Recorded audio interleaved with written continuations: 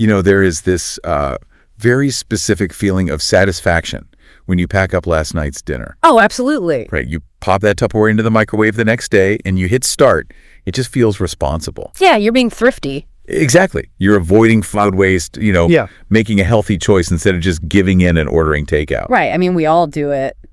But what if that completely innocent everyday act, just standing there staring through the little glass door while your food spins around, is quietly triggering chemical reactions inside your meal? And we are talking about reactions that are, directly linked to accelerated aging. Yeah, to systemic inflammation. Yeah. And even to creating an environment that encourages cancer cell growth. It genuinely requires a complete paradigm shift in how we think about the modern kitchen. Because we're so used to it. We really are. We are entirely conditioned to view reheating food as simply changing its temperature, right? Like just making cold food hot again. Just adding heat. Right.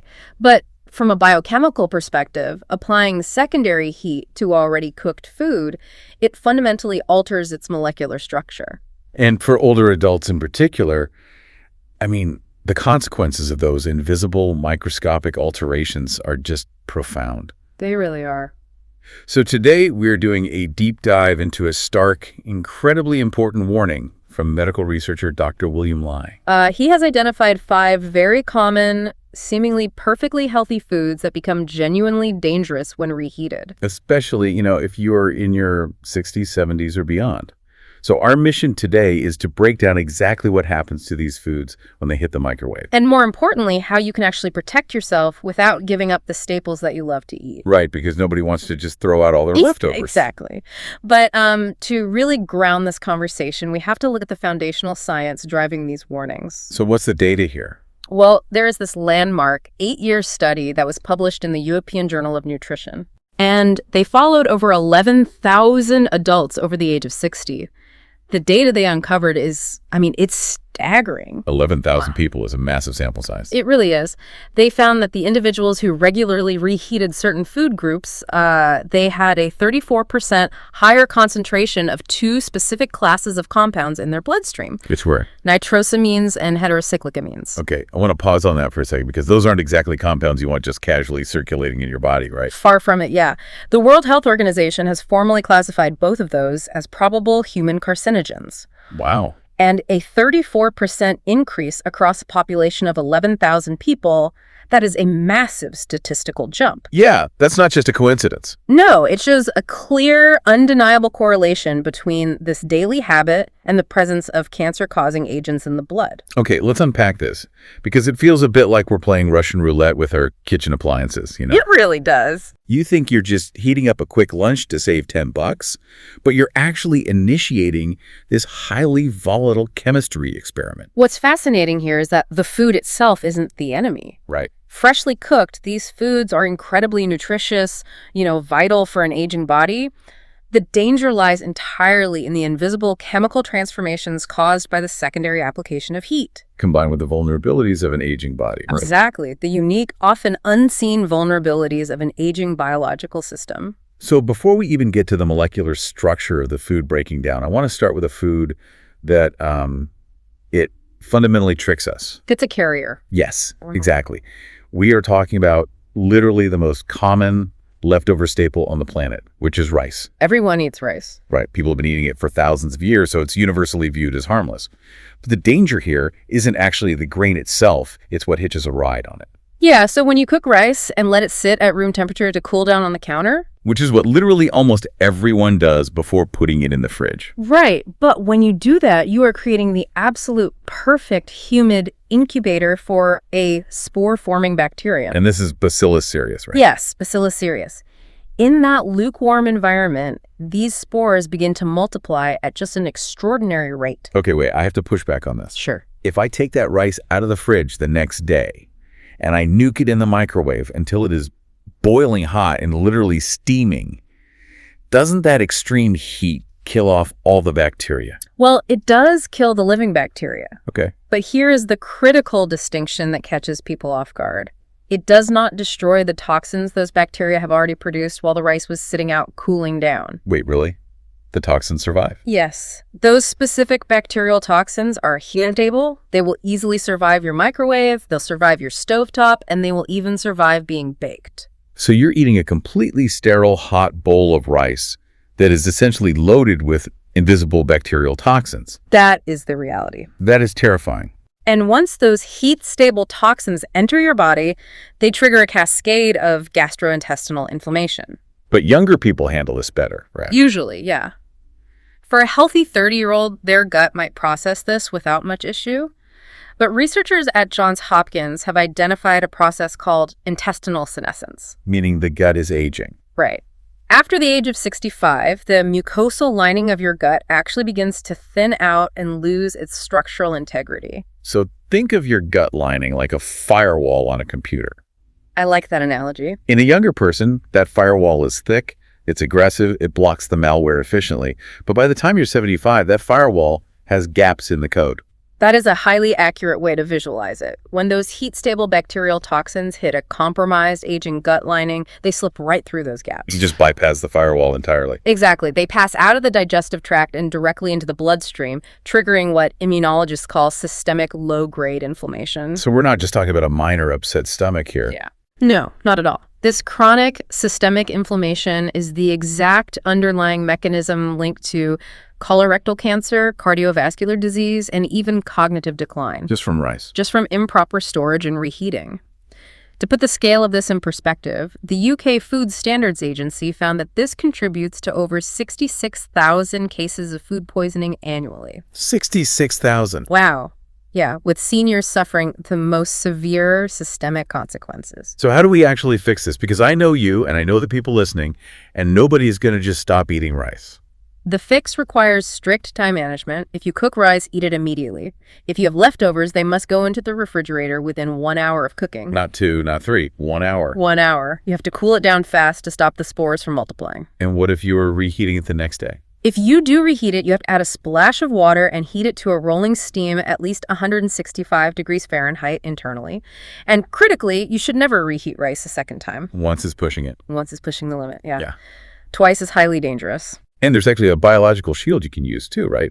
I was reading the notes on pairing the rice with turmeric and black pepper. How does that work? So research from the MD Anderson Cancer Center shows that curcumin, which is the active compound in turmeric, it actively suppresses the exact inflammatory pathways that these specific bacterial toxins try to exploit. And the black pepper. The black pepper contains piperine, which increases the absorption of curcumin by 2,000%. Wow, 2,000%. Yeah. So by adding those spices, you are essentially fortifying that thinning gut firewall we talked about. That is incredible. Okay, so rice is basically a Trojan horse for external toxins. But what happens when the actual food itself turns against you? That's where things get chemically complex. I want to talk about dense protein, specifically chicken. Because chicken is huge for older adults as a lean way to prevent age-related muscle loss. It is a massive staple, yes, but it is also highly vulnerable to secondary heat. Why is that? When you subject dense animal protein to the high, uneven, aggressive heat of a microwave, the protein structures literally break down. They deform and reform into new shapes. Like they're mutating. Biochemists call this protein oxidation. This violent process creates a high concentration of compounds called advanced glycation end products, or AGs. Okay, here's where it gets really interesting. Think of those AGs like rust forming on a piece of metal. That's a great way to picture it. Right. Every single time you apply high heat to an already cooked piece of chicken, you are violently accelerating that rusting process. And then, well, you are literally eating the rust. And that rust doesn't just pass through you. It binds to specific receptors all throughout your body that act as alarm bells for inflammation. So your body is constantly in a state of alarm. Exactly. As these AGs accumulate, they accelerate cellular aging, they stiffen your arteries, making your heart work harder, and they even promote a tumor microenvironment. Which makes it far easier for malignant cells to establish a foothold. Right. And the Mount Sinai School of Medicine found that seniors are uniquely vulnerable to this rusting effect. Because their organs can't filter it out as well. Exactly. After the age of 70, your primary detox organs, your kidneys and your liver operate at a reduced efficiency. Older adults have a 40% less effective ability to clear these AGE compounds out of their system compared to younger adults. So if you're listening right now and you do that classic Sunday meal prep, grilling a massive batch of chicken breasts to microwave for lunch every day by Thursday, your kidneys are drowning in these rust compounds. You're completely overwhelmed. Which brings us to Margaret. She's a 72-year-old retired teacher from Ohio whose case study really highlights this. Her story is fascinating. Right, because she was eating what she thought was a pristine diet. Grilled chicken breast, steamed veggies, water. But she was batch cooking that chicken on Sundays and microwaving it all week. And her blood work showed the reality of that habit. Her C-reactive protein, which is the primary blood marker for systemic inflammation, was nearly 3 times the normal limit. Her doctor literally thought she had an undiagnosed autoimmune disease. It just highlights how easily our modern habits deceive us. But, it also highlights the resilience of the human body. Yeah, she fixed it. She did. Yeah. Once Margaret learned about protein oxidation, she changed her approach entirely. She started eating her chicken fresh, or she would reheat it low and slow on a stovetop with broth. To keep the moisture high. Right, because high moisture prevents AGEs from forming. But she didn't just stop microwaving it. She actually added something to help clear out the existing damage faster, right? She did. She began intentionally pairing her chicken with cruciferous vegetables, specifically broccoli. Okay, why broccoli? Broccoli contains a potent compound called sulforaphane. When you digest sulforaphane, it travels to your cells and flips a genetic switch, activating the NRF2 cellular defense system. Can you explain the NRF2 system? What does it actually do? So think of NRF2 as your body's internal hazardous waste cleanup crew. Okay. When activated, it commands your cells to produce massive amounts of natural antioxidants to neutralize and sweep away that oxidative rust we were talking about. And for Margaret, just by changing how she heated her chicken and adding broccoli, her systemic inflammation dropped by 61% in just 90 days. It's remarkable what the body can do when given the right inputs. That is wild. And it leads us perfectly into the other dense protein that degrades under heat, which is eggs. Yes. Reheated eggs undergo a chemically dramatic transformation. How so? When you reheat an egg, the delicate amino acid chains that make up the albumin proteins completely denature.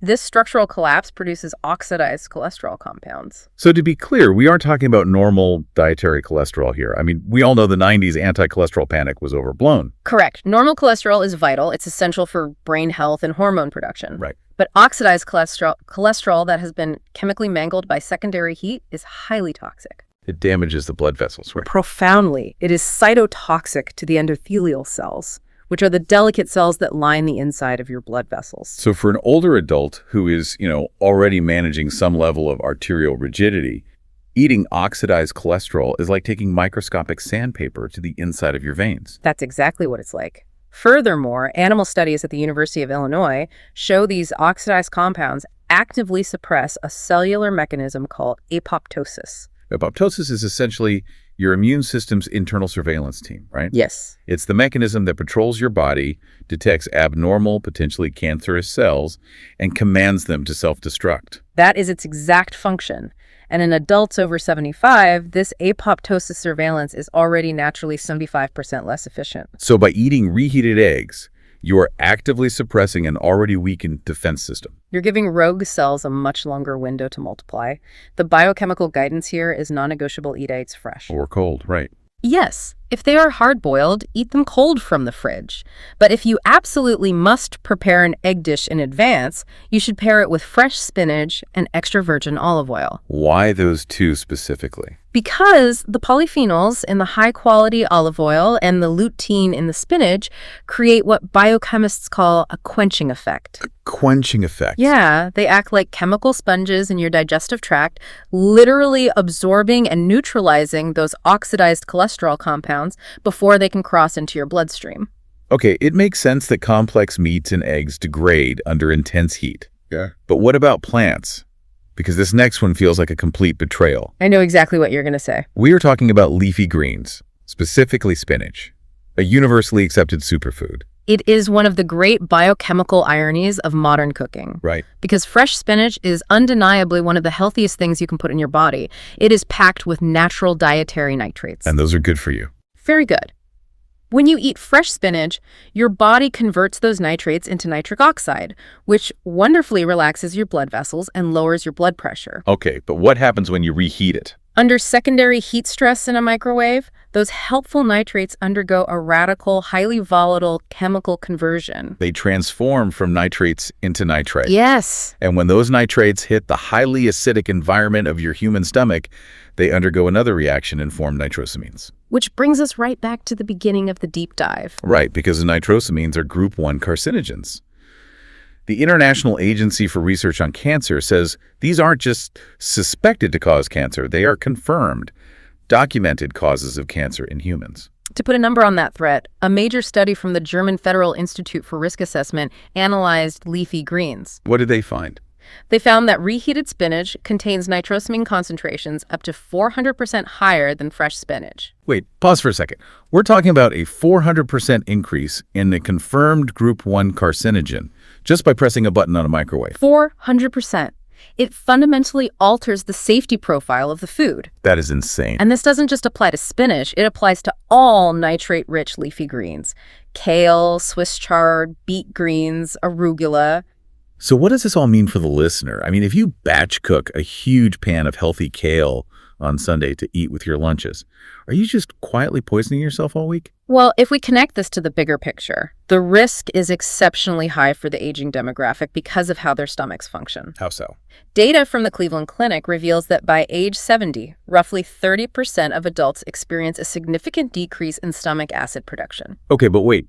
Counterintuitively, you might think lower acid would mean fewer nitrosamines are created. You would think that, but the opposite is true. Lower stomach acid changes the bacterial microbiome in the stomach, which actually vastly accelerates the conversion of nitrates into those carcinogenic nitrosamines. Ah, okay. That exact biological trap caught Robert, a 68-year-old electrician from one of the case studies in our notes. Yes, his case is a perfect example. He was batch cooking kale and reheating a bowl of it every single morning. He genuinely thought he was a health champion doing everything right. But his routine blood work showed his oxidative stress markers were completely off the charts. Yeah, his doctor had him switch to eating his greens either completely fresh or cold as a salad. But you don't just have to eat them cold, right? There's a biochemical hack you can use to protect yourself. There is, and it involves vitamin C. Okay. Researchers at the University of Nebraska found that ascorbic acid vitamin C is a highly potent nitrosamine inhibitor. So it stops the conversion. Physically intercepts the nitrites in the stomach and bonds with them before they can transform into carcinogens. Wow. So if you consume your fresh greens with a heavy squeeze of lemon juice or maybe a side of bell peppers, that vitamin C reduces the formation of harmful nitrosamines by up to 73%. It provides literal biochemical protection. It really does. All right. We have reached the final item on Dr. Lai's warning list. And if a 400% increase in carcinogens in spinach isn't the most dangerous thing we've talked about, I am almost afraid to ask what is. It's definitely a most complex one. We are talking about a food whose unique molecular complexity makes it incredibly unstable under any kind of secondary heat. Mushrooms. Mushrooms are remarkable, complex organisms. They really are. From a nutritional standpoint, they contain all 8 essential amino acids, making them a complete protein profile, which is quite rare for a non-animal food. But that exact structural complexity is their downfall when they are reheated. Exactly. The delicate proteins and fatty acids in mushrooms begin to break down immediately upon their first cooking. Right. When you apply secondary heat, especially the vibrating radiation of a microwave, it triggers a rapid, chaotic oxidation of their polyunsaturated fatty acids. Let me give you a visual for how destructive this is. Think of the complex protein structure of a fresh mushroom, like a massive, beautifully intricate Lego castle. I love this visual. When you reheat it, you aren't just breaking the castle apart into harmless little individual blocks. The microwave is actually melting the plastic itself. It just destroys the integrity. Right, it becomes this sticky, highly reactive, deformed mess that aggressively binds to things it was never meant to touch. And in your body, that melted plastic physically binds to your cellular DNA. And this raises an important question. How does an aging body actually handle that level of DNA damage? Because it's a lot of damage. It is. The process you're describing is called adduct formation. The aggressive oxidation of the mushroom produces a toxic compound called malondialdehyde, or MDA. And MDA is bad news. It's one of the most potent biomarkers of cellular DNA damage that modern science knows of. It easily crosses the intestinal barrier, enters your systemic circulation, and physically attaches itself to your DNA strands, forcing mutations. And there's data on this, right? Oh, yes. The Polish Academy of Sciences found that reheated mushrooms have 380% higher MDA concentrations than freshly cooked ones. So do we just walk around with mutating cells then? Well, normally we rely entirely on our cellular repair mechanisms to catch and fix those mutations before they replicate. Okay, that's good. But here is the critical, unavoidable danger for seniors. Research from the Buck Institute for Research on Aging demonstrates that by age 75, your cell's ability to detect and repair DNA damage is 50% less effective than it was when you were 45. So your repair crew is operating at half capacity. Exactly. So the DNA damage caused by the MDA in reheated mushrooms is far less likely to be caught.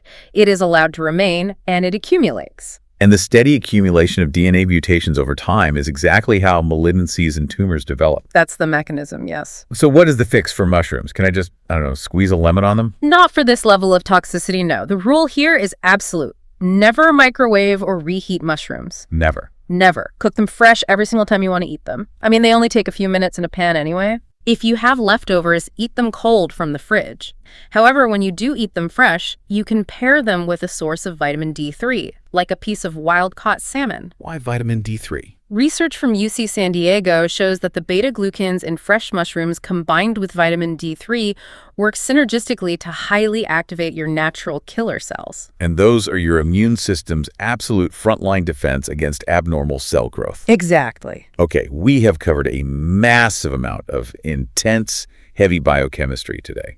But I want to take a moment to speak directly to you, the listener, right now. Yes, this is important. The goal of diving into this research, of looking at the microscopic reality of our food, is not to cause fear or make you afraid of your kitchen, is to empower you. Dr. Lee's core message behind all of this data is incredibly hopeful. It really is. Even at 75, even at 85 years old, the human body has a truly remarkable inherent capacity to heal itself. It just needs the right conditions. Right. When you simply stop giving it the wrong inputs, when you stop feeding it oxidized rust and heat-stable toxins, inflammatory markers drop. Natural energy returns. And your cells can breathe and repair themselves again. You are the driver of your own health. You really are in control. So if you know someone, a parent, a friend, a spouse who is blindly microwaving their batch-cooked chicken and leftover spinach every single day, share this deep dive with them. Give them the information they need to protect themselves. I want to leave you with one final thought to mull over, looking at all of this chemistry through the much wider lens of human history. Okay. For thousands upon thousands of years, humans cooked their meals over open fires, and they ate those meals immediately. Right, there were no leftovers. Exactly. The very concept of the refrigerator, the microwave, and this modern culture of batch cooking for the week, it is a brand new invention in the grand span of our evolutionary existence. It really makes you wonder. It does. Are these dangerous chemical reactions really a flaw in the food itself? Or are we simply witnessing our ancient biology struggling to adapt to the artificial convenience of modern kitchen appliances?